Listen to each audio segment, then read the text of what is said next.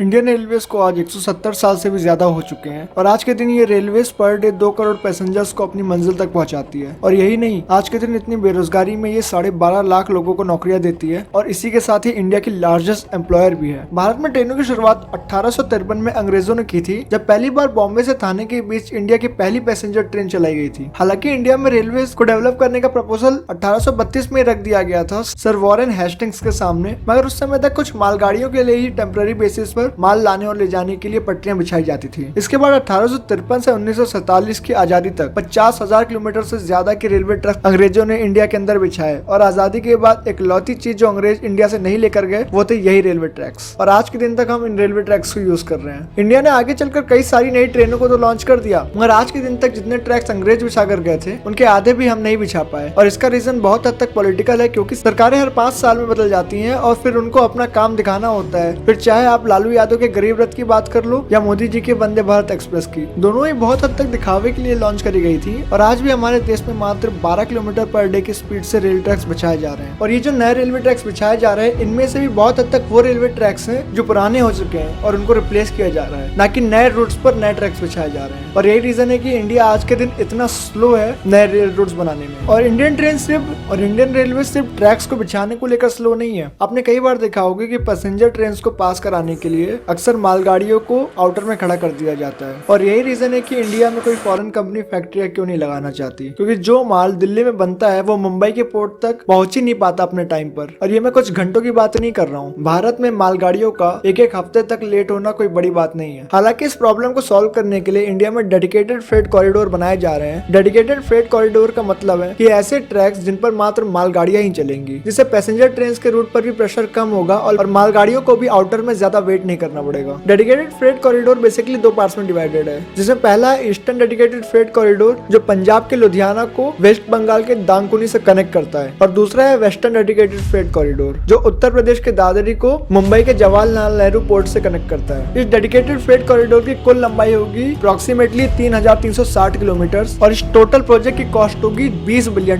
ये आजादी के बाद से अब तक रेलवे का सबसे बड़ा मेगा प्रोजेक्ट है। और मालगाड़ियों और पैसेंजर ट्रेन के इन्हीं ट्रैफिक के कारण रेलवे ट्रैक्स पर बहुत ज्यादा प्रेशर पड़ता है। इस वजह से हमें ट्रैक्स को रेगुलरली मेंटेन करने की जरूरत पड़ती है, तो कई बार हमें ट्रैक्स को क्लोज करना पड़ता है और इसी वजह से हमारी ट्रेनें भी लेट होती हैं। आपने अक्सर देखा होगा कि भारत में ट्रेनें लेट होती हैं। इसका मेजर कारण यही है कि हमारे पास सफिशिएंट ट्रैक्स ही नहीं है। खैर, ट्रेनें लेट होने के और भी कारण होते हैं, जैसे चेन पुलिंग, खराब वेदर और लैक ऑफ रेलवे एम्प्लॉयज। हालांकि रेलवे इंडिया का सबसे बड़ा एम्प्लॉयर है, मगर स्टिल रेलवे के पास अभी भी एम्प्लॉयज की कमी है और बजट कंस्ट्रेंट होने के कारण रेलवे और एम्प्लॉयज को हायर नहीं कर पाता। और बजट की बात करें तो रेलवे का इस साल का बजट है 2,40,000 करोड़, जो कि सुनने में तो बहुत ज्यादा अमाउंट लगता है, मगर रेलवे के खर्चे भी उतने ही ज्यादा है। और इन खर्चों का मेजर हिस्सा जाता है पैसेंजर ट्रेन के ऊपर। हालांकि आपको लगता होगा कि रेलवे पैसेंजर ट्रेन से पैसे भी उतनी ही कमाती है, मगर पैसेंजर ट्रेनों से होने वाली कमाई रेलवे के कमाई के मात्र 26% है। अगर आप रेलवे के कमाई के आंकड़ों को देखें तो पैसेंजर ट्रेनों से हर साल रेलवे 40,000 करोड़ कमाता है, वहीं मालगाड़ियों से रेलवे 1,40,000 करोड़ रुपए कमाता है, पूरे 1 लाख करोड़ ज्यादा पैसेंजर ट्रेनों के कंपैरिजन में। वहीं पार्सल सर्विस से रेलवे 700 करोड़ और जो रेलवे स्टेशन पर ऐड चलाए जाते हैं उनसे रेलवे हर साल 400 करोड़ कमाता है। इसके अलावा आप जो रेलवे स्टेशन पर खाना देखते हैं और जो दुकानें देखते हैं उनसे रेलवे हर साल 2,000 करोड़ कमाता है। इसके अलावा रेलवे में जो आप कंबल ऑर्डर करते हैं उससे भी रेलवे हर साल 200 करोड़ कमाता है। रेलवे इंडिया का सबसे बड़ा लैंड ओनर भी है, जिसके पास 4,780 स्क्वायर किलोमीटर की जमीन है। कंपैरिजन के लिए आपको बता दूं कि गोवा के पास मात्र 3,702 स्क्वायर किलोमीटर की जमीन है और इसी जमीन को बेचकर रेलवे हर साल 2,000 करोड़ कमाती है। और इनमें से कुछ जमीनों को रेंट पर देकर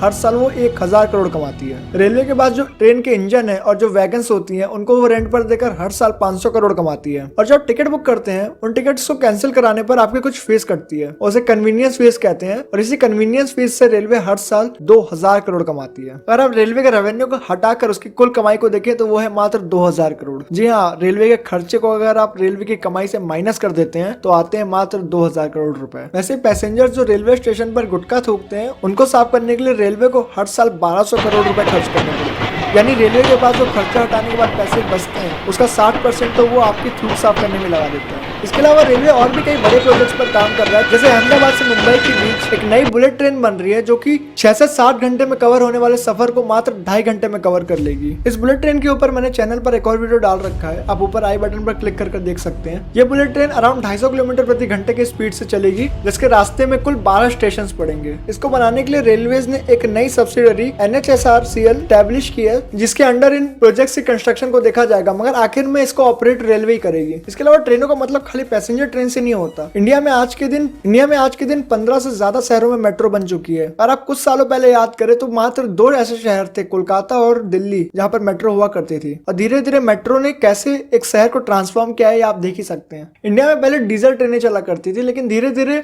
इन डीजल ट्रेनों को इलेक्ट्रीफाई कर दिया गया है और आगे इंडिया का प्लान है कि वो हाइड्रोजन ट्रेन को भी लॉन्च करेंगे। इसके अलावा रेलवे ने कई बड़े प्रोजेक्ट्स को अंजाम दिया, जैसे चेनाब रेल ब्रिज, जो कि अपने आप में एक इंजीनियरिंग मार्वल है। भारतीय रेलवे दुनिया में 4थे नंबर पर आता है ट्रैक साइज के मामले में, मगर पैसेंजर्स को कैरी करने के मामले में ये दुनिया में पहले नंबर पर है। इंडियन रेलवे 12.5 लाख लोग को एम्प्लॉय करने के साथ साथ 2 करोड़ लोगों को हर रोज एक जगह से दूसरी जगह पहुंचाती है, और यही रीजन है कि इंडियन रेलवे आज के दिन इंडिया की बैकबोन बन चुकी है। And that's it for the video. अगर आपको वीडियो पसंद आया तो लाइक करें। तब तक के लिए मैं आपसे मिलता हूं अगले एक वीडियो में। And bye.